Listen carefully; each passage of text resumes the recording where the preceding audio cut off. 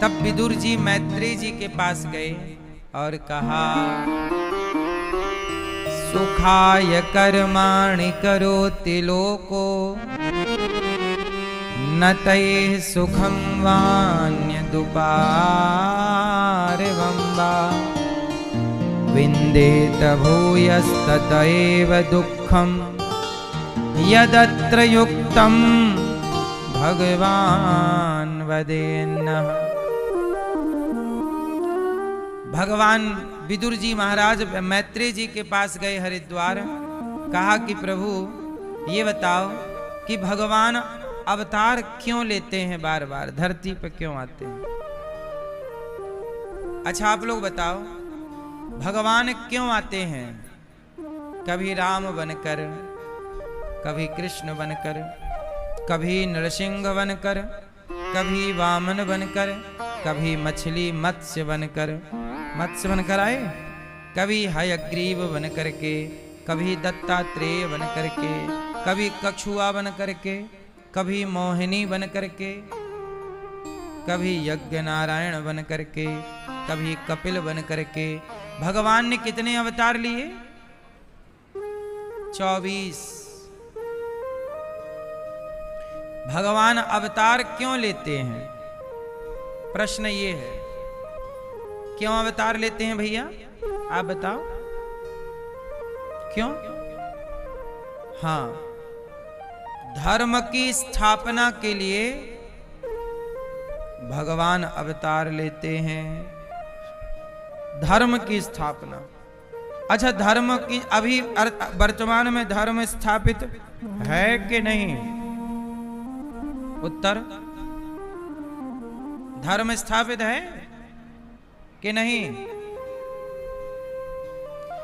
अभी कलिकाल में धर्म की स्थापना, अभी धर्म बेचारा डगमगा रहा है। धर्म कैसा है? डगमगा रहा है। जब ये धर्म बिल्कुल संकट में पड़ जाएगा, तब इस धर्म की रक्षा के लिए भगवान कल्कि अवतार लेंगे और धर्म को पुनः पुष्ट करेंगे। भगवान अवतार क्यों लेते हैं? राम क्यों बने? अच्छा राम का अवतार क्यों हुआ? दादाजी बताओ क्यों अवतार हुआ राम का?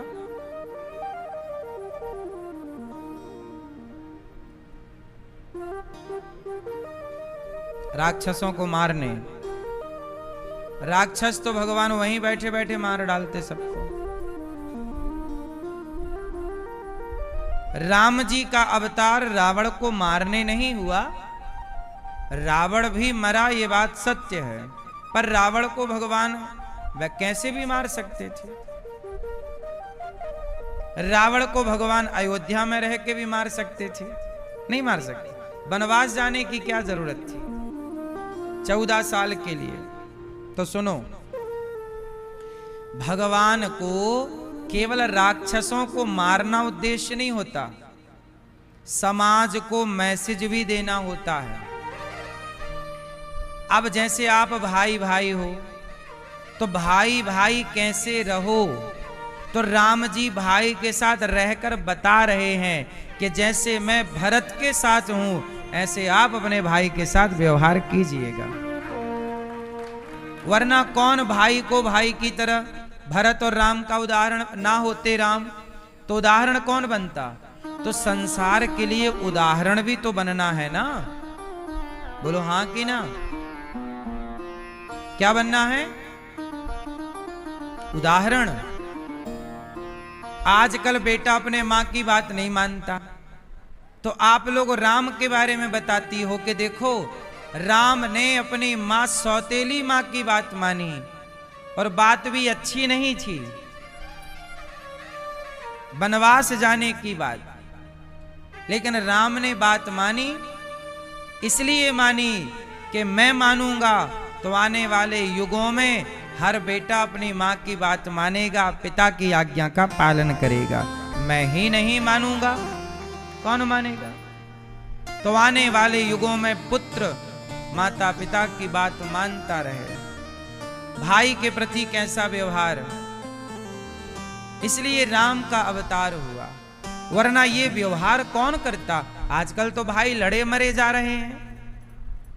बोलो हाँ, आजकल का कौन सा बेटा है जो अपने पिता की बात ऐसे मान रहा है।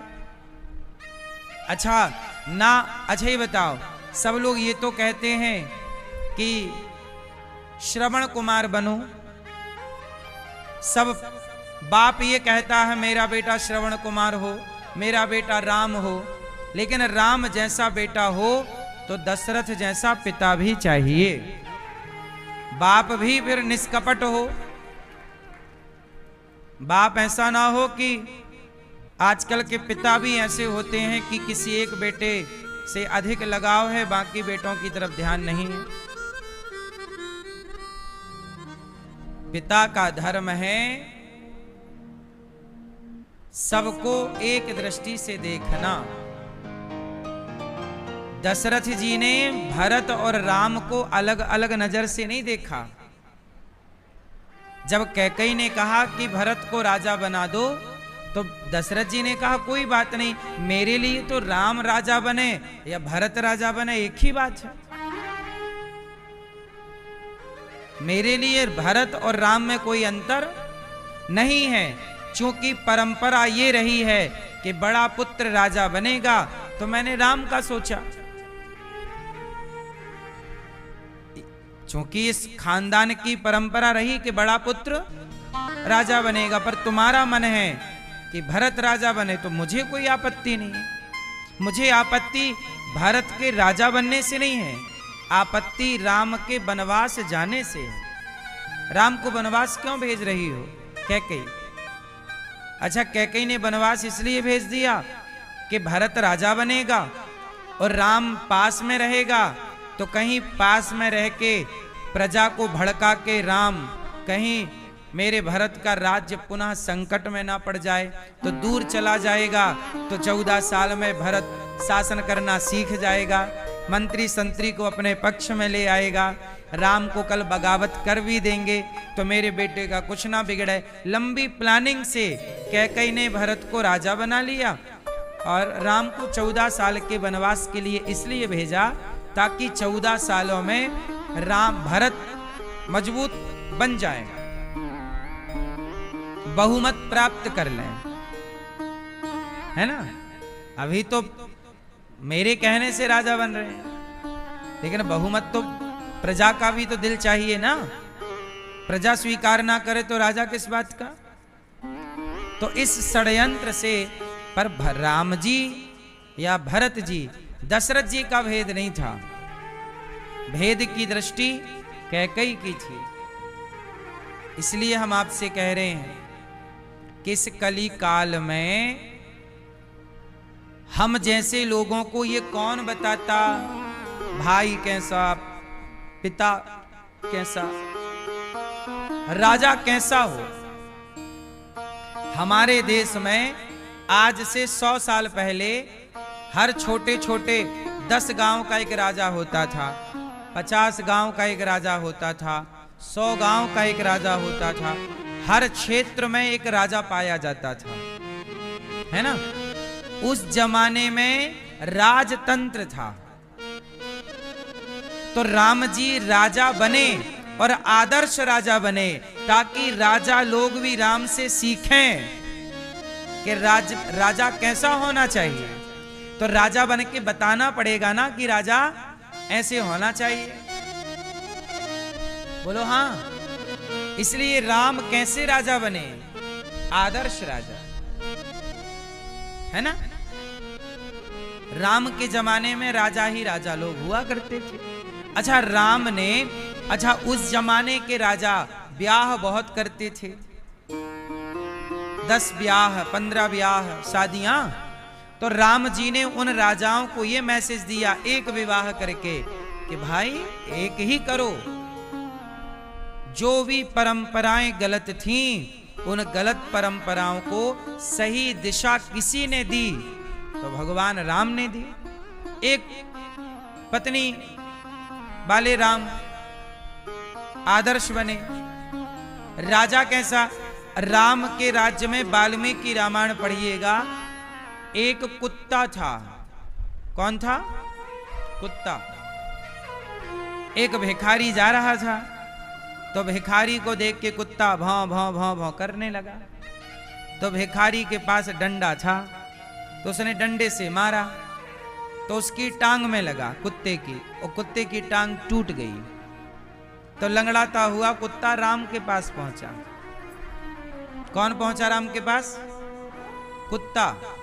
और कुत्ता बोला कि राम, मुझे न्याय चाहिए। राम ने कहा क्या हो गया? बोले मैं भौंक रहा था, इसने मुझे डंडा मार दिया, मेरी टांग टूट गई। राम जी ने भिखारी को बुलाया।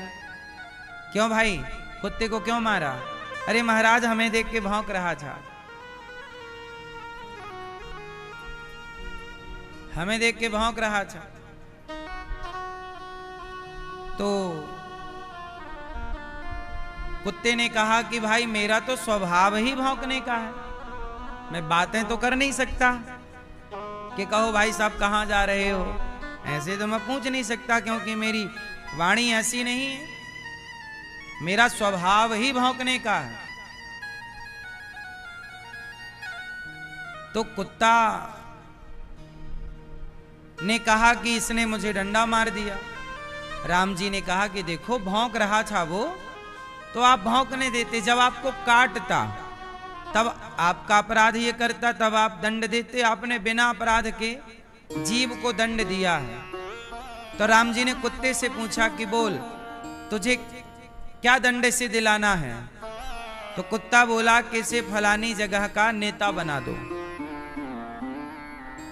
राम जी बोले कुत्ता, ये तो अभी भीख मांग रहा है, नेता बन जाएगा तो ये तो माला माल हो ही जाएगा, ये कैसा न्याय है? कुत्ता बोला मैं भी वहां का नेता था पिछले जन्म में, मैं भी प्रजा का पैसा खाया, गलत काम किया, तो उस पाप से मैं कुत्ता बना। ये भी आज नेता बनेगा, गलत करेगा, अगले जन्म में ये भी कुत्ता बनेगा, फिर इसकी टांग कोई तोड़ेगा, तब इसे पता लगेगा।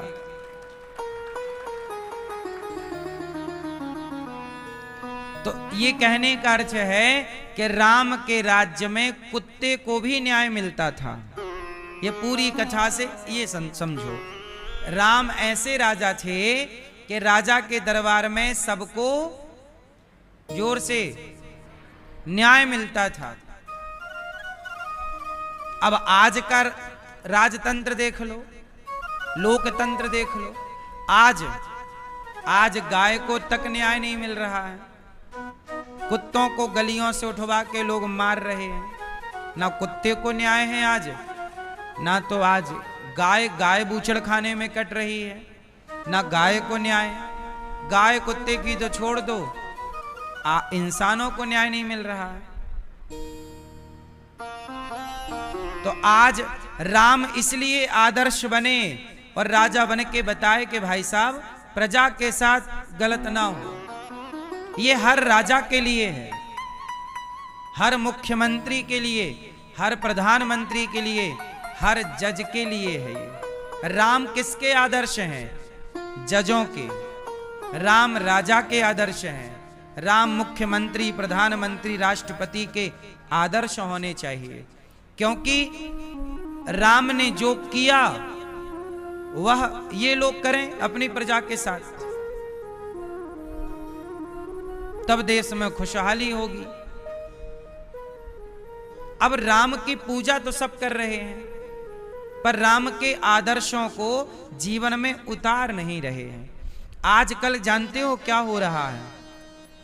पूजा के नाम पे केवल लोग भगवान का नाम जप रहे हैं। क्या करें भैया? माला जप लो, राम राम जपो, कृष्ण कृष्ण जपो। अरे राम राम कृष्ण कृष्ण जपना सही है, परंतु राम राम जपना और राम के मार्ग पर चलना। एक व्यक्ति राम राम जप रहा है पर पराई औरत को गलत देख रहा है, गलत तरीके से, और राम राम जप रहा है और पराई स्त्री के प्रति भाव गलत है, तो राम राम जपना सार्थक हुआ? उत्तर दो। हम कहते हैं राम राम कम जपो, पर राम ने जीवन में जो आदर्श स्थापित किया है, राम के रास्ते पर चलो, राम के चरित्र को जीवन में उतारो, तब ना जीवन में परिणाम आएगा।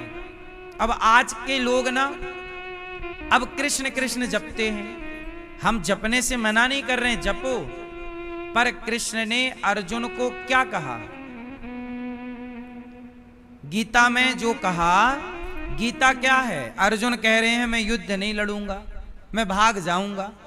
जो व्यक्ति अपने कर्तव्य से भाग रहा है, उस भागते हुए अर्जुन को कर्तव्य से जोड़ा कि नहीं भगवान कृष्ण ने? आज के नौजवान लड़के भी तो अपने कर्तव्यों से भाग रहे हैं, आज का समाज भी तो भाग रहा है। क्या इस भागते हुए समाज को गीता नहीं पढ़नी चाहिए? क्या गीता का उपदेश जीवन में नहीं उतारना चाहिए? पर गीता के रास्ते पर नहीं चलेंगे, कृष्ण कृष्ण जपेंगे, कृष्ण कृष्ण कृष्ण, राधा राधा, और जो कृष्ण कह रहे हैं वो नहीं मान रहे हैं। कृष्ण कृष्ण जपते हो, इससे बहुत अच्छा ये होगा कि कृष्ण ने जो कहा है उसे आदर्श मानकर उस रास्ते पर चला जाए, तब जीवन में बदलाव होगा। तब जीवन में क्या होगा? ये दास अनिरुद्ध, अब आप मुझे देखिए, ये दास अनिरुद्ध को मैं भगवान का नाम कम जपता हूं, भगवान ने जो आज्ञा की है मैं उस आज्ञा को मानकर चल रहा हूं। अब जैसे उदाहरण से समझो, हमारे वेद की आज्ञा, हमारे वेद कहते हैं मातृदेवो भव। हमारे वेद क्या कहते हैं? जोर से, हमारे वेद कहते हैं मातृदेव, मां का सम्मान भगवान की तरह करो। राम ने मां की बात मानी। कृष्ण की कितनी मां थी? यशोदा और देवकी। जब कृष्ण की बहुत मां थी, राम की 3 मां, कौशल्या, कैकेयी, सुमित्रा, और राम ने मां की बात मानी, मां की सेवा भगवान ने की। और वेद भी कह रहे हैं मां की सेवा करो। इसलिए ये दास जो भगवान कह रहे हैं और जो कर रहे हैं वही ये दास किया, माताओं की सेवा स्टार्ट कर दिया। आज गौरी गोपाल में 315 माएं हैं। उन माओं के लिए हम कमाते हैं, उनकी दवाई कराते हैं, उनको भोजन की व्यवस्था करते हैं। अब आप ही बताओ कि मैं सब काम छोड़ के माला जपूं कि ये काम करूं? आप बताओ, माला जपूं कि काम करूं? अरे माला जपते हुए भगवान के रास्ते पर क्यों नहीं चला जा सकता? नाम जपना सार्थक कब होगा? जब भगवान के वचनों पर चलोगे, तब ना नाम भी भाव से निकलेगा। अब चल नहीं रहे, आप अपने सास को पानी नहीं दे रही हो और दिन भर जप रही हो राधा कृष्ण राधा कृष्ण, और सास मर रही है प्यासी, तो तुम्हारे जब से होगा क्या? इंसान बन न पाया, इंसान बन न पाया, भगवान ढूंढता है। इंसान तो बन जाओ पहले, फिर भगवान की खोज कर लेना। आदमी भटक गया है और भटका भगवान के नाम पर ज्यादा है। भगवान के नाम पर भटक गया। कर्तव्य कोई नहीं करना चाहता। बेटे से कहो कि मां के पांव दबा, नहीं पांव नहीं दबाऊंगा, महाराज जी मैं संत बनूंगा, संत। वो ये सोचता है मां बाप को छोड़ दूं और कपड़ा रंगा लूं, संत हो जाऊं। अरे पागल, कर्तव्यों को छोड़ना क्या भगवान कृष्ण ने गीता में कर्मों को छोड़ना सिखाया है? पूरी भगवत गीता में कहीं नहीं है कि तुम अपने कर्तव्य छोड़ दो। भगवान कहते हैं कर्म करते हुए कर्मण्येवाधिकारस्ते मां फलेषु कदाचन। आखिरी में ये जरूर कहा है सर्वधर्मान परित्यज्य मामेकं शरणं व्रज। भगवान कहते हैं लौकिक कार्यों को अब छोड़ और मामेकं, मेरी शरण में आ, पर मेरी शरण में आके अपने जो कर्तव्य हैं वो करता रहे। अब ये दास अनिरुद्ध, देखो वेद क्या कहता है, मातृ देवो भव, दूसरा कहता है पितृ देवो भव, पिता की सेवा करो। ये दास अनिरुद्ध करता है पिता की सेवा। तीसरा, वेद कहते हैं अतिथि देवो भव। कौन देवो भव? जोर से, जोर से। आपके घर में 2-4 अतिथि रोज आए तो आपका सिर चढ़ जाएगा। आजकल के कुछ मैयां ऐसी हैं कि 2-4 मेहमान आ जाएं तो सिर चढ़ जाता आगे खाने के लिए। अतिथि के प्रति श्रद्धा नहीं है। लेकिन देखो, आप लोग नाम तो जपते हो भगवान का, पर वेदों में लिखा है कि अतिथि को भगवान मानो। आप अतिथि को देख के सिर चढ़ा लेते हो, नाम भगवान का जपते हैं। गौरी गोपाल में देखो, हजारों अतिथि रोज आते हैं और सब अतिथियों को 12 महीने 24 घंटे गौरी गोपाल में भोजन मिल रहा है, अखंड रसोई चल रही है। हम केवल कह नहीं रहे हैं, हम तो वेदों में जो लिखा है उसे जीवन में उतार चुके हैं, उतार रहे हैं, उस पर चल रहे हैं, फिर आपको कह रहे हैं। हम आपको कोरा खोखला ज्ञान दे नहीं रहे हैं, पहले जीवन में उतार रहे हैं, फिर वही आपको कह रहे हैं। अतिथि देवो भव। अब बताओ, गौरी गोपाल में हजारों लोगों को भोजन मिलता है कि नहीं? आप सबने प्रसादी, किस किस ने प्रसादी गौरी गोपाल जी में ग्रहण की? कोई पैसा लगा? निःशुल्क मिला। अब सोचो, हजारों लोग भरपेट, 25 से 30 हजार लोग पर डे भोजन करते हैं, निःशुल्क करते हैं। आप सब सहयोग करते हैं। मैं आपसे प्रार्थना करूंगा कि आप भी एक दिन की रसोई बंटवाएं।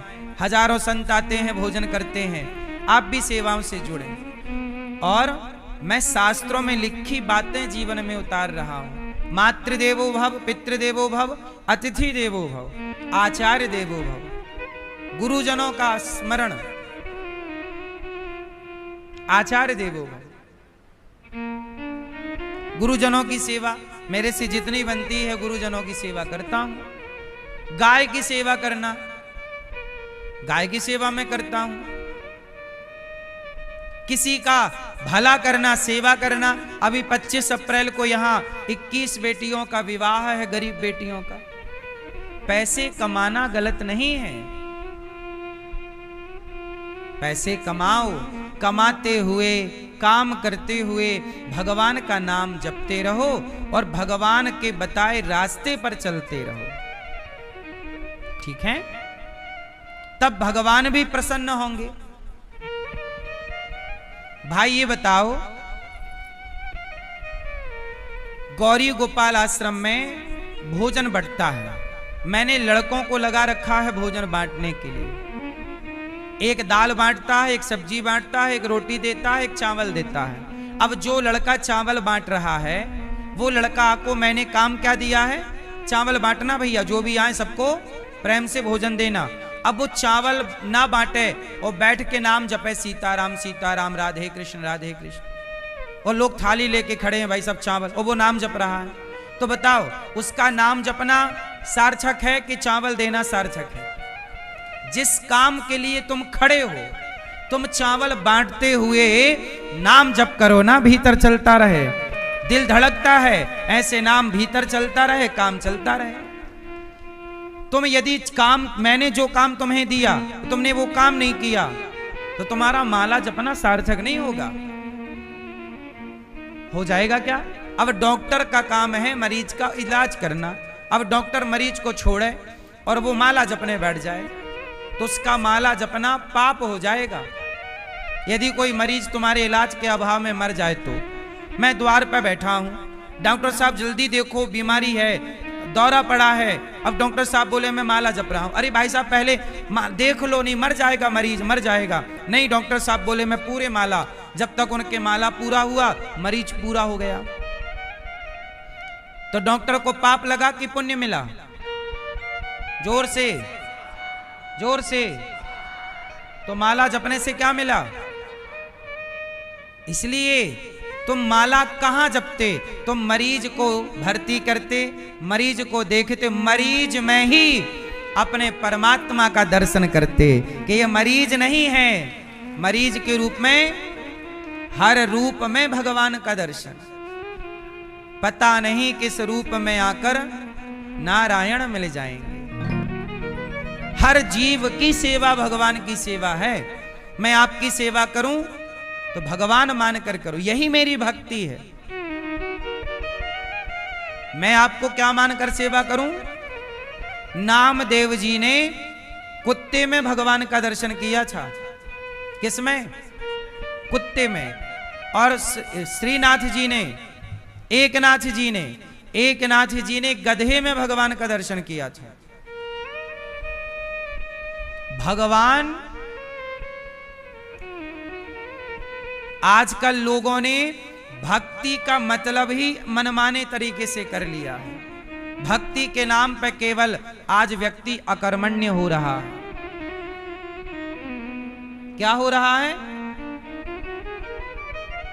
अकर्मण्य। कुछ काम नहीं करेंगे, बैठे बैठे माला जपेंगे। कहो पति की सेवा नहीं, पति की सेवा नहीं करेंगे, नाम जपेंगे बस। सास की सेवा कर लो, नहीं करेंगे, माला जपेंगे। ससुर की सेवा कर लो, नहीं करेंगे, माला जपेंगे। ये अपने कर्तव्यों से भागना है। जो जिम्मेदारी मेरी है, यदि आप पत्नी हैं तो पत्नी के सारे कर्तव्य पूरे करिए और काम करते हुए भगवान का नाम। दिल जैसे धड़क रहा है, हर धड़कन में भगवान का नाम। आप पति हो, पति के सारे कर्तव्य करो, पर नाम भगवान का भीतर चलता रहे। आप पिता हो तो पिता के सारे कर्तव्य पूरे करो। आप राजा हो, प्रजा हो, जो हो, अपने कर्तव्य पूरे।